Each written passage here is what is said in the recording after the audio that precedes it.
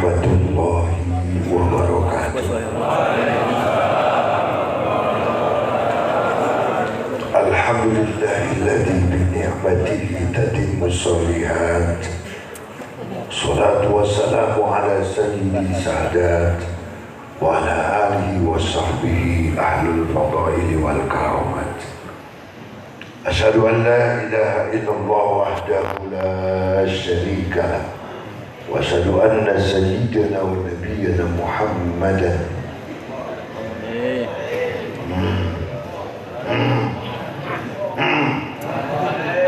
biasaan Muhammadan abduhu wa rasuluh.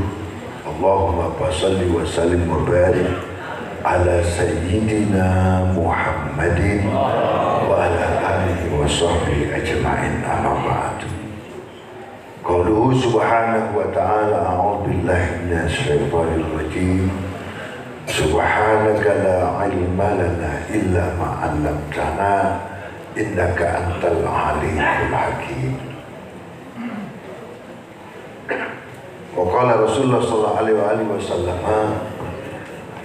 mathalul ladzina yaqumuna bi hududillahi kamathali qaumin istahammu ala safinatin wa sara ba'duhum a'laha wa ba'duhum asfalaha fa idza marru ala man fawqaha faqala law anna kharaqna bi nasibina kharqan wa lam nu'zi man fawqana ila akhiril hadis. Hadratul muhtaramun ya ayyuhaz zumala'il a'izza bil khusus Ayahanda Kiai Haji Dr. Andes Rojali. Beliau seperti Kiai Malusi bilang tadi, waktu saya ketemu beliau, gak taunya orang sini saya sedang mengurus wakaf, ikrar wakaf untuk musola yaitu Rahman. Beliau masih ada tanda tangannya sampai sekarang. Sahabat saya Ustaz Kiai Haji Julian LC, udah lama ketemu Kiai di Ustaz Ilyas Marwal, itu adik kelas saya. Kemudian beliau sama-sama di Maroko sama beliau nih. Itu dapat jadi menantu di sini. Alhamdulillah, jadi dari mana-mana. Ustaz Ilyas saya dari Sulawesi kalau nggak salah. Ya, sama-sama kita hormati guru kita Wan Haji Ibrahim Ar-Razi, para guru-guru saya banyak yang lainnya nggak saya sebutkan satu persatu. Hadirin, pada kesempatan kuliah subuh ini memang kalau saya tuh bagiannya bagian gebal, mengingatkan kepada kaum muslimin tentang siapa kita, tentang jati diri kita. Kata Nabi SAW, orang yang selalu megang teguh agamanya itu, kita yang rajin ibadah sama Allah ini, umat Islam di Indonesia ini, ibarat kita lagi naik sebuah bahtera besar. Indonesia ini bahtera besar. Kalau kita bicara Singapura, negara Singapura, dibanding Jakarta itu kecil, dia masih gedean Jakarta. Penduduknya masih banyakkan Jakarta. Kalau sudah seantero Nusantara, Indonesia itu besar, Pak. Besar ya? Besar. Kata Nabi SAW, kita ini ibarat naik bahtera kapal layar besar. Kalau orang naik kapal layar besar itu, naik kapal laut, itu ada yang bagian bawah, ada yang bagian atas. Ada yang di deck, ada yang di anjungan. Bagi kelas VIP itu di bawah, kamarnya enak. Cuman persoalannya yang bagian bawah sama air jauh. Sehingga kalau dia butuh air, kata Nabi, dia harus naik dulu ke atas. Ini Nabi mencontohkan kapal zaman Nabi, bukan kapal zaman sekarang. Kalau sekarang kapal udah bawa air. Zaman dulu kapal kan nggak bawa air. Gitu. Kadang nggak cukup kalau buat yang namanya minum memang ada, tapi untuk mandi dan sebagainya kapalnya masih sederhana. Maka yang ada di bagian bawah harus naik dulu ke anjungan, baru kelihatan laut. Sebab yang bagian bawah itu adanya di dalam laut, Pak. Seberapa persen itu kapal itu lebih dalam ke bawahnya, yang tenggelam di bawah di air daripada yang kelihatan. Maka dia kalau mengambil air dia harus naik dulu ke atas, ke dek, ke anjungan, disendok begitu, kayak ibarat kita dulu masih punya sumur nggak terlalu dalam, kemudian kita ambil pakai ember, kita pakai tambang, modelnya begitu. Kalau nggak pakai bambu, kita kasih paku ujungnya, kita gayat begitu. Karena sering begitu yang di bawah, akibatnya yang di atas merasa terganggu. Lu lagi ngambil air mudah, aja gijig aja. Keganggu nih yang di atas.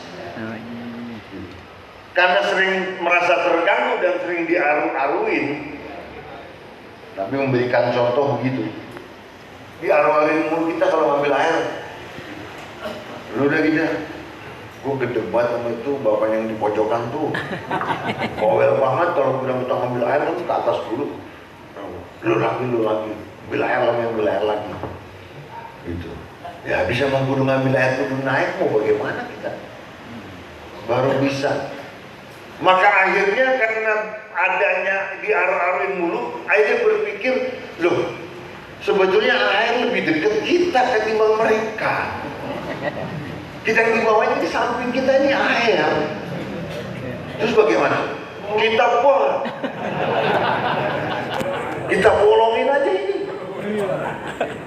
Kita bolongin, cari sendal jepit bekas buat sumpel. Kalau enggak batang kirai, ya ambil hatinya buat sumpel. Kan gitu ya? Dulu orang sini Cianjur itu belum punya kayak sekarang itu. Dulu kan pakai buah berenuk, buah manja itu udah kering, batoknya keras.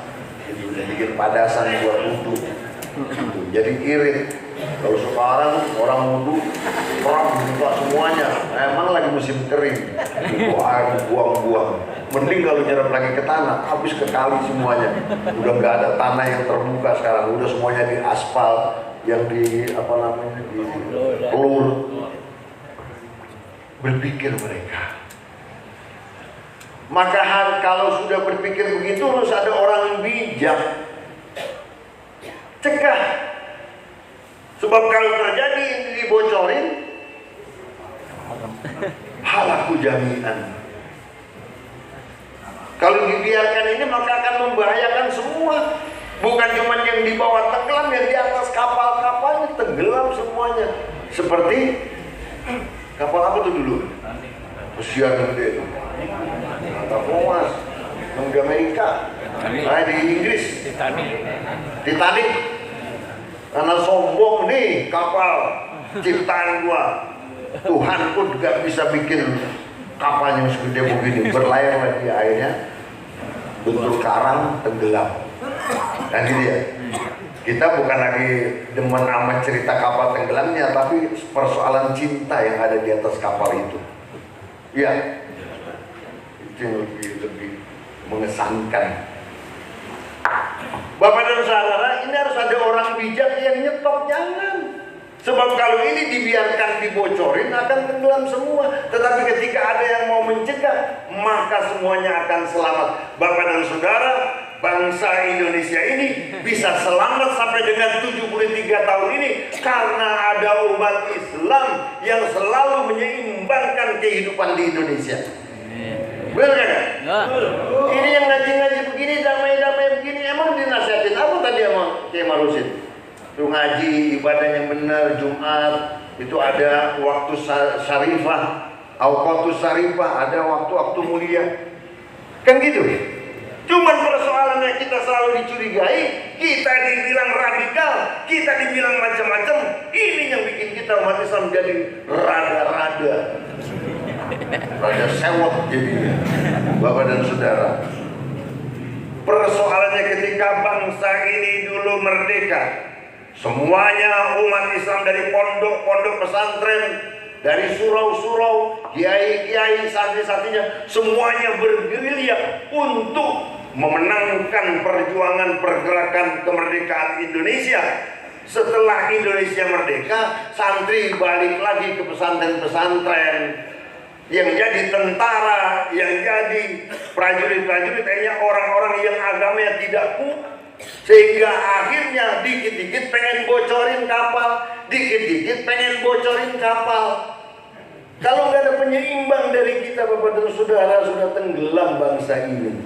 Oleh karena itu, Bapak dan Saudara, mari kita ada kesempatan. Saya sih lanjutin aja nih sama cerita waktu kuliah subuh di tempat saya, biar kita pada ingat. Amin dong. Lagi didoain pada diem aja. Aminkan Bapak dan Saudara. Kalau lagi doain, aminkan. Jangan diem aja. Jadi Bapak dan Saudara, oleh karena itu sebentar lagi ada pesta demokrasi yang sudah mulai berbau-bau basi, bau terasi. Karena terlalu banyak orasi, akhirnya basi. Maka besok ini mestinya kita gembira, tapi sekarang menjelang aja udah mulai pada bingung. Kerjaan kita kelihatannya banyak, nilainya sedikit.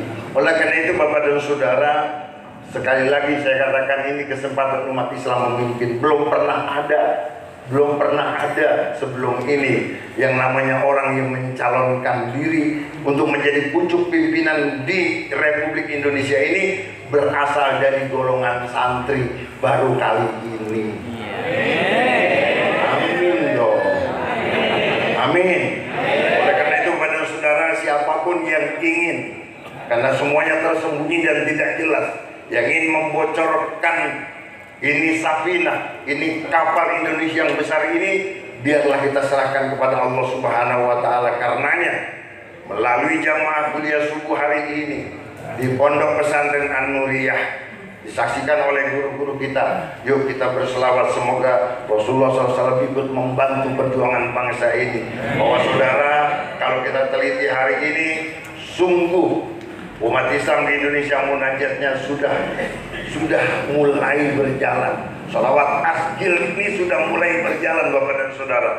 Kita lihat di media-media itu, mereka sudah mulai main cakar-cakaran. Biarin aja, banyak sholawat aja. Allahumma sholli ala Sayyidina Muhammad wa asqil